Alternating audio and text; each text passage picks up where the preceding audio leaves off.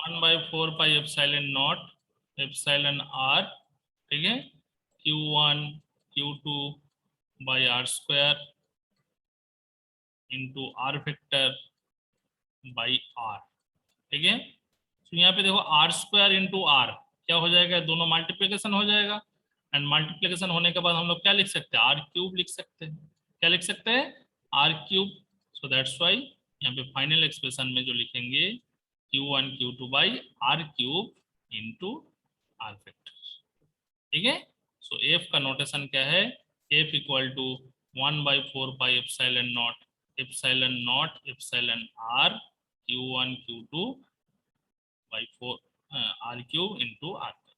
so this is the vector form of Coulomb's law। ये बहुत exam में आता है क्या, right the vector forms of Coulomb's law, ठीक है। तो यहाँ से स्पेसिफिक क्वेश्चन क्या आता है, state and derive Coulomb's law in electrostatics, ठीक है, state and derive the Coulomb's law of electrostatics. So क्या करना है, पहले तो तुमको बोलना है कि according to Coulomb's law we can calculate the magnitude of forces in between two charges, ठीक है। उसके बाद लिखना है तुमको कूलम्ब फर्स्ट, उसके बाद ये डायग्राम ड्रॉ करना है, दोनों चार्ज दिखाओगे Q1 Q। Hello sir. हाँ हेलो सर। बताओ। सर आर क्यू कैसे हुआ sir? R square, R cap equal to क्या है, R vector by R, R vector by R, है ना। सो देखो कैप के जगह पे हम क्या लिखे हैं, इस साइड में जो लिखा है, तो इसका वैल्यू यहाँ पे पुट करो तो क्या होगा। सर अटेंडेंस कौन लिया सर? मेरा लिया ही नहीं। नहीं पता, तुम इधर सुनो पहले, ठीक है। तो R square by R, so R square के साथ आर अगर मल्टीप्लाई करोगे तो क्या होगा, आर क्यूब हो जाएगा। So F equal to 1/4 pi epsilon r Q1 Q2 by r cube r। Okay, so this is the vector। Okay sir.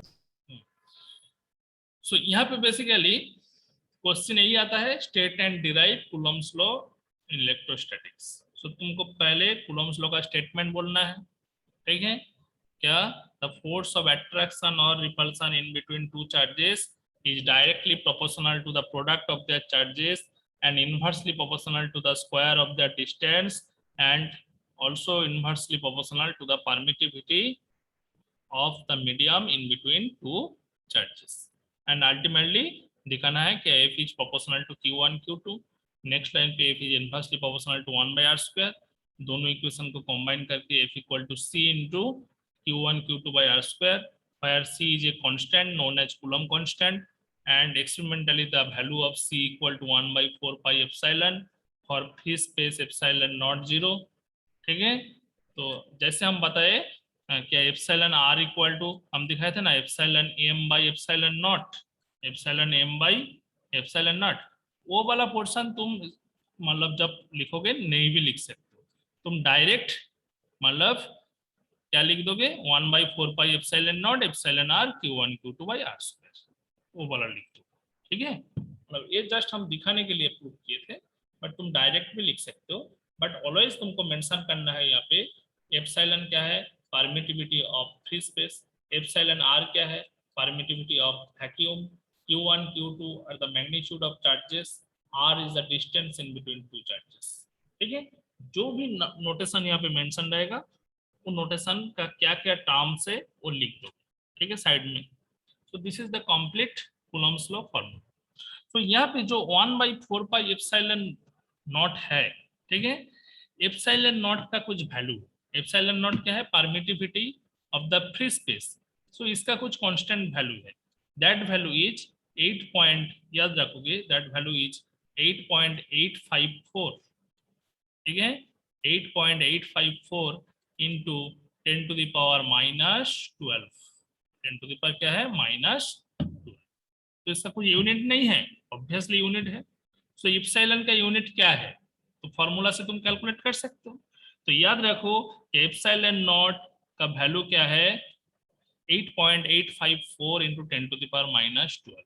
अभी यूनिट कैलकुलेट करते हैं, तो एप्सिलॉन जब यहाँ पे उठाएंगे देन एफ को कहाँ लिखना पड़ेगा, एफ को नीचे लिखना पड़ेगा, न्यूटन, ठीक है। तो एप्सिलॉन का यूनिट जब हम लोग कैलकुलेट करेंगे then basically Q1 into Q2, हम फॉर्मूला को अगेन लिख रहे हैं, समझ में नहीं आएगा।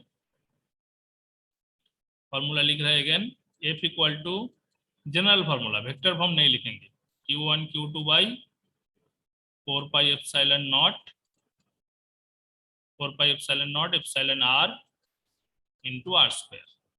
ठीक है, तो एप्सिलॉन नॉट एप्सिलॉन आर को हम लोग क्या लिख सकते हैं, एप्सिलॉन एम लिख सकते हैं, है ना।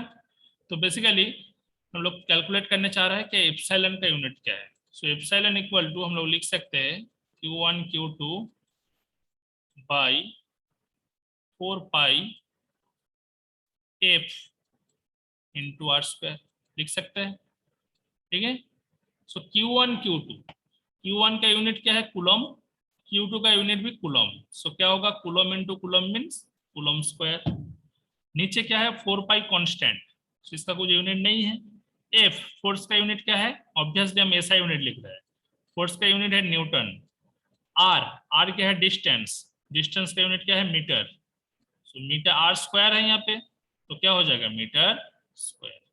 सो एप्सिलॉन का यूनिट क्या हो जाएगा, एप्सिलॉन का यूनिट हो जाएगा coulomb square per newton metre square, है ना। सो एप्सिलॉन नॉट हम लोग जो लिखे थे उसका वैल्यू क्या है, उसका वैल्यू है 8.854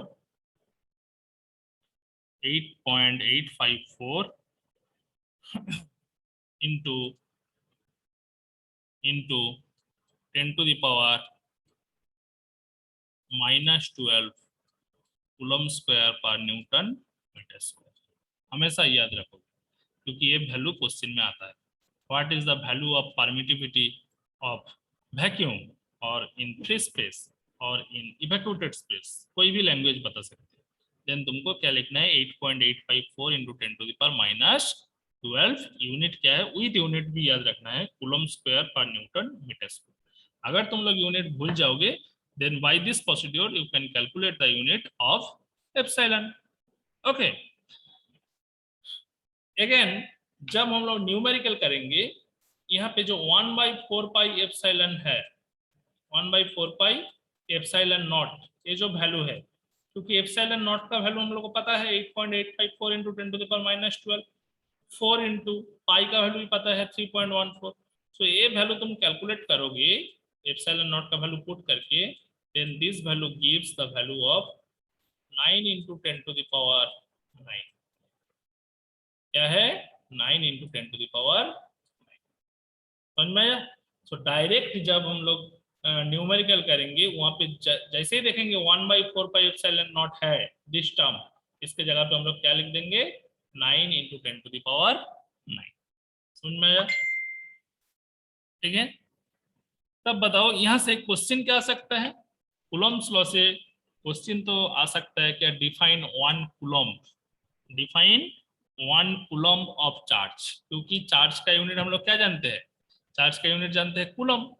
तो बेसिकली जब Q1 एंड Q2 को हम लोग यूनिट मान लेंगे, ठीक है, देन क्या है basically Q1 equal to Q2 equal to unit charge, so that means Q square, है ना, Q square divide by 4 pi epsilon naught का वैल्यू क्या है, 4 पाई एप्सिलॉन नॉट का वैल्यू है 9 इंटू 10 टू द पावर 9, है ना, 9 into 10 to the power 9। And R का वैल्यू भी अगर हम लोग 1 ले लेंगे, so R square means 1 square हो जाएगा। Then basically Q equal to क्या हो गया, Q इक्वल टू F हो जाएगा, है ना। तब 1 कूलम चार्ज को हम लोग कैसे डिफाइन करेंगे, सो 1 coulomb charge is defined as the force of attraction or repulsion in between two charges। ठीक है, 1 coulomb charge is that amount of charge which are placed in air medium, क्योंकि air medium अगर नहीं रहते तो epsilon R का value 1 नहीं होता, ठीक है। सो ऑब्वियसली एयर मीडियम में पुट करना है दोनों चार्ज को, so that's why epsilon r equal to 1। So if the force of attraction or repulsion in between two charge will be equal to 9 into 10 to the power 9 Newton, then that amount of charge is said to be 1 coulomb charge। ठीक है, तब question आ सकता है क्या, define 1 coulomb charge। क्या करना है तुमको, सबसे पहले कूलम्स लॉ का फॉर्मूला लिखो, F equal to Q1 Q2 by 4 pi epsilon naught epsilon r into R square, ठीक है। एंड इसमें तुमको क्या क्या लिखना है, इसमें तुमको कंसीडर करना है क्या, considering Q1 equal to Q2 equal to Q, क्या करना है, considering Q1 equal to Q2 equal to Q। तो ऑब्वियसली Q1 इंटू Q2 इसके जगह पे तुम क्या लिख सकते हो, Q स्क्वायर लिख सकते हो, कोई इशू नहीं है, ठीक है।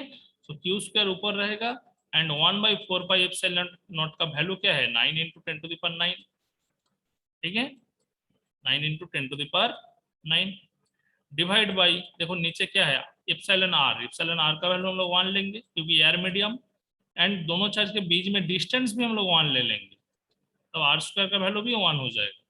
देन एफ इक्वल टू कितना हो जाएगा, basically F equal to 9 into 10 to the power 9। क्यों, क्योंकि क्यू का वैल्यू हम 1 कूलम डिफाइन करने जा रहे हैं, तो Q square means 1 coulomb square.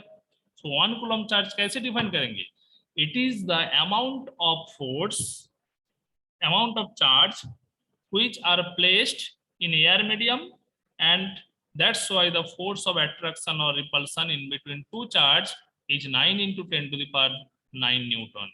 So that amount of charge is known as 1 coulomb. समझ में आया?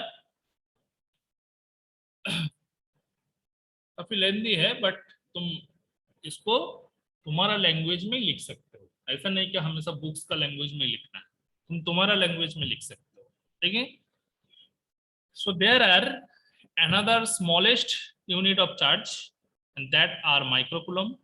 It is denoted by microcoulomb ऐसे, and another charge unit of charge that is picocoulomb. Picocoulomb.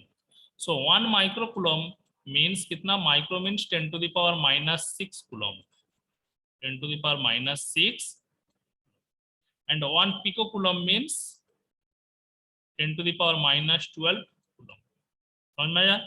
तब अगर कोई मेंशन रहेगा क्या, देयर आर और देयर इज 5 पिकोकुलम चार्ज, कोई घबराने का जरूरत नहीं है, तो क्या करना है, इसको कुलम में तुम कन्वर्ट कर लो, this is equal to 5 into 10 to the power minus 12 coulomb, ठीक है, माइनस 12 क्या होगा coulomb, 12 microcoulomb charge, 12 into 10 to the power minus 6 coulomb. समझ में आया?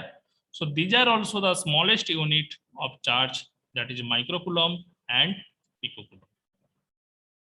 क्लियर हुआ? So हम लोग नेक्स्ट क्लास में बताएंगे,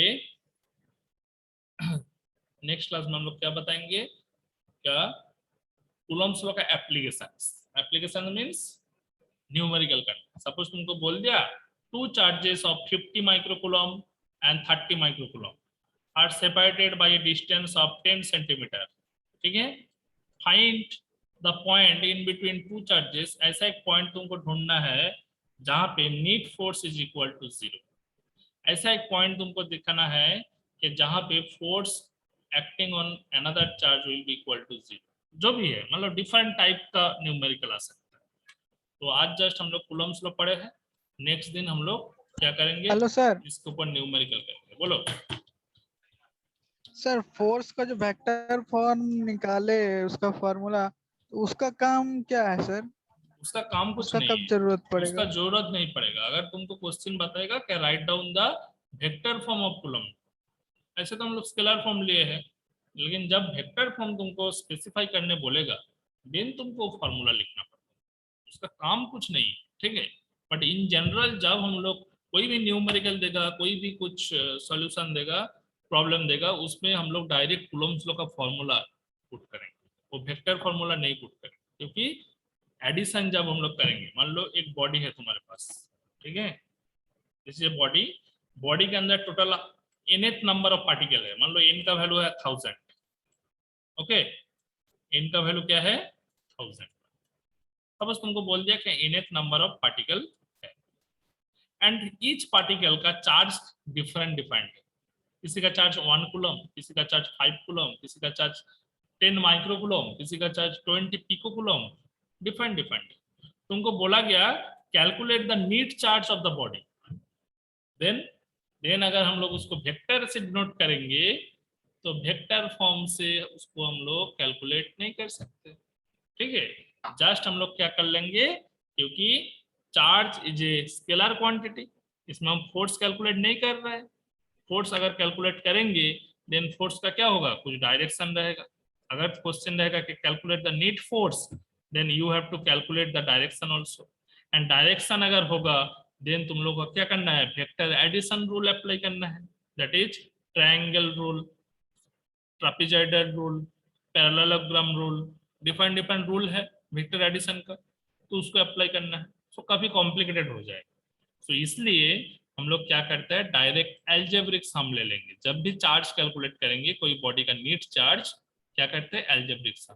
टोटल मान लो 100 नंबर ऑफ चार्जेस है, 100 नंबर ऑफ इंडिविजुअल चार्ज को हम लोग ऐड कर लेंगे, +5 -2 -3 +5 +10 जो भी है। सो नीट चार्ज कैलकुलेट करने का तरीका क्या है, क्या, we just only add the algebraic summation, but whenever we taking account the value of force, then we have to calculate the direction, ठीक है। so that's why यहाँ पे important है कूलम्स लॉ का वेक्टर फॉर्म भी हम लोग को जानना important है, ठीक है। बट इसका कुछ प्रैक्टिकल ऐसे एप्लीकेशन नहीं है, जब हम लोग नीट फोर्स कैलकुलेट करेंगे उस टाइम कुछ इसमें यूज हो सकता है, ठीक है। समझ में आया? Yes sir. ठीक है। हाँ, तो नेक्स्ट क्लास में हम लोग न्यूमेरिकल करेंगे। न्यूमेरिकल लेकिन बहुत इंपॉर्टेंट है, कूलम्स लॉ से न्यूमेरिकल हम लोग डिफरेंट एटलीस्ट 7-8 करेंगे, सॉल्व करेंगे, ठीक है। तो सॉल्व करने के बाद तुमको पता चलेगा कैसे यहाँ से क्वेश्चन आ सकता है। तो प्रीवियस ईयर का भी क्वेश्चन देखोगे क्या कूलम्स लॉ से कुछ न्यूमेरिकल है, ठीक है। तो कूलम्स लॉ पढ़ने के बाद हम लोग डायरेक्ट चल जाएंगे क्या, electric field, electric field and electric potential भी, ये दोनों चीज पढ़ेंगे, बहुत इंपॉर्टेंट। तो धीरे धीरे पढ़ेंगे। तो नेक्स्ट क्लास आई थिंक तुम लोग का कब है, ट्यूसडे न्यूमेरिकल, ओके। तुम लोग भी कोई भी न्यूमेरिकल कुछ बुक्स में कुछ गूगल सर्च करके देख सकते हो तो देखोगे, ओके। ठीक है, तब आज एंड करते हैं। Sir, hmm, thank you sir.